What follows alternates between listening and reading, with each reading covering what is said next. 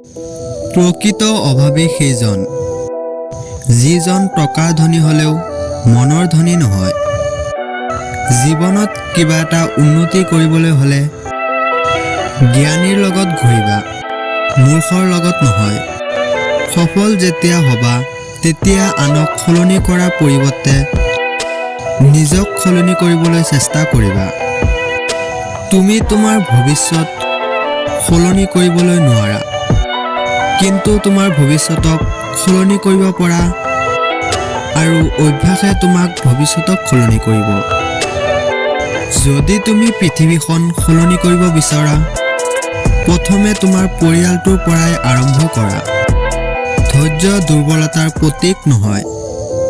দুৰ্বলতাৰ প্ৰতীক হ'ল খং, ধৈৰ্য হ'ল শক্তিৰ প্ৰতীক। মনত ৰাখিব, অসফলতা অনাৰ্থ হয় আৰু সফলতাৰ সম্পৰ্কীয় বহুত হয়। এটা কথা মনত ৰখা উচিত, বিফলতা অবিহনে কোনো মানুহে সফলতা লাভ কৰিব নোৱাৰে। সফলতা লাভ কৰিবৰ কাৰণে বিফলতা অনিবাৰ্য।